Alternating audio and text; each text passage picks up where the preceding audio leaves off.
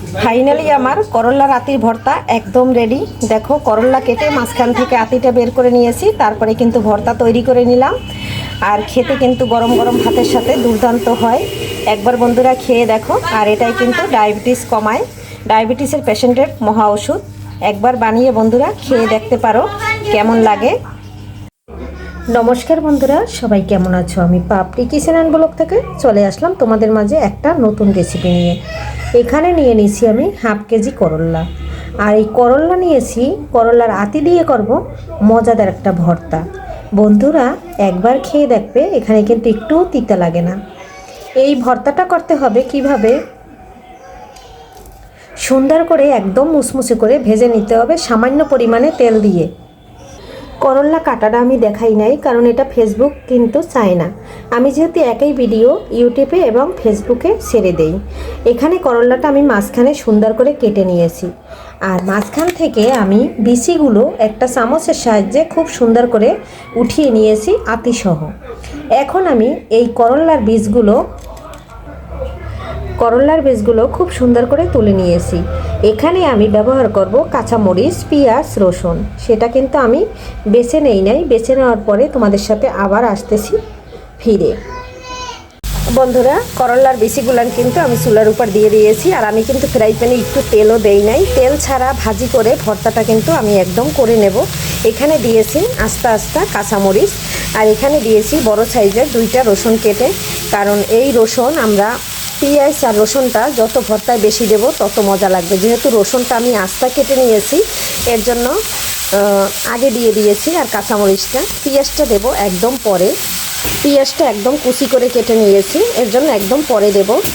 জালটা একদম কমিয়ে দেব, কমিয়ে আস্তে আস্তে করে একবারে মুচমুচে করে ভেজে নেব। বন্ধুরা এই করল্লার বিচি যদি তোমরা ভর্তা খাও, যে ঘরে ডায়াবেটিসের রোগী আছে তারা করল্লার বিচি একদম ফেলবে না। মহা ঔষধি গুণে ভরপুর, আর এটা কিন্তু ডায়াবেটিসের রোগীদের জন্য খুবই উপকারী একটা খাবার। আর বিচিতে আমাদের কিন্তু শরীরের ক্যালসিয়াম পূরণ করে। আমি দিয়ে দিচ্ছি স্বাদ অনুযায়ী লবণ, দিয়ে দিচ্ছি অল্প একটু হলুদ। এখন আমি একটু নেড়েচেড়ে মিশিয়ে দিচ্ছি। আর বন্ধুরা দেখতে পাচ্ছ এখানে কিন্তু একটু তেলও নাই, তেল ছাড়াই হবে এই ভাজিটা, তাহলে কিন্তু একদম মুচমুচে হবে। একদম হলুদটা দিয়ে আর লবণটা দিয়ে নেড়ে ছেড়ে একদম মিশিয়ে দিয়েছি। দেখো বন্ধুরা করল্লার বিচি থেকে কিন্তু অনেকটা জল বের হয়েছে, আর এই জলেই কিন্তু সম্পূর্ণ বিচিটা সিদ্ধ হয়ে যাবে। জলটা শুকিয়ে একদম মুচমুচে করে ভেজে নেব। এখন আমি এই পর্যায়ে দিয়ে দেব পেঁয়াজ। দেখো পেঁয়াজ কুচিটা দিয়ে দিচ্ছি। পেঁয়াজটা দিয়ে একটু নেড়ে চেড়ে মিশিয়ে দিচ্ছি। এই ভর্তাটায় বন্ধুরা যত পেঁয়াজ রসুন বেশি দিবে তত কিন্তু ভালো লাগবে খেতে। আমি কিন্তু অনেকগুলো পেঁয়াজ দিয়ে দিয়েছি। দেখো বন্ধুরা তেল ছাড়া কিন্তু একদম লাল লাল করে ভেজে নিয়েছি। এখন আমি এখানে অনেকগুলো ধনে পাতা দিয়ে দিচ্ছি। একটু ধনে পাতা দিলে কিন্তু খুব সুন্দর একটা ফ্লেভার আসবে, আর খেতেও ভালো লাগবে। আর ধনে পাতাটা কিন্তু আমি কাটি নাই, যেহেতু আমি ভর্তাটা পাটায় বেটে নেব। এখন আমার এদিকে মুচমুচে হয়ে গেছে, এই পর্যায়ে ধনে পাতাটা দিয়ে নেড়ে চেড়ে নামিয়ে নেব। দেখো বন্ধুরা আমার ভাজা কিন্তু একদম রেডি। এখন আমি পাটায় নিয়ে নিচ্ছি, বেটে নেব। আর কতটা মুচমুচে হয়েছে বন্ধুরা। দেখো বন্ধুরা আমি কিন্তু পাটায় ঢেলে নিচ্ছি, একটু ঠান্ডা হইলে বেটে নেব। যেটা ধরবি গিয়ে বন্ধুরা পাটায় কিন্তু বেটে নিচ্ছি। আর ক্যামেরাটা একটু নড়তেছে, যেহেতু হাতে ধরে নেওয়া হয়েছে। মনে কিছু নিও না বন্ধুরা, এভাবে বাটলেই আমার রেডি হয়ে যাবে ভর্তা। এক বাটা দিয়ে নিয়েছি, আর এক বাটা এখন দিয়ে নেব। আর এক বাটা দিলেই কিন্তু একদম মিহিন হয়ে যাবে। আর কিছুটা কিন্তু আমি একটা প্লেটে উঠিয়ে নিয়েছি। এই যে দেখো ফাইনাল বাটা।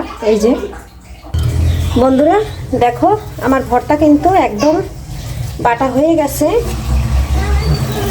অনেকে ভর্তা বাটার পরে পাটায় কিন্তু ভাত খায়। আজকে কিন্তু আমরা ভাত পাটায় খাচ্ছি না বন্ধুরা, সব ভালো করে একদম তুলে নিচ্ছি। বন্ধুরা দেখো করল্লার বিচি দিয়ে ভর্তা কিন্তু আমার একদম রেডি। আর এটা কিন্তু খেতে দুর্দান্ত হয়। আমি সব সময় করল্লার বিচি ফেলি না, বারে বারে খেয়ে নেই। আজকে ভাবলাম বন্ধুদের সাথে শেয়ার করে নেই। আজকের ভিডিও বন্ধুরা এখানেই রাখছি, পরবর্তীতে দেখা হবে নতুন কোনো ভিডিও নিয়ে। এ পর্যন্ত সবাই ভালো থাকবে, সুস্থ থাকবে। নতুন ভিডিও দেখার আমন্ত্রণ রইল। Bye bye.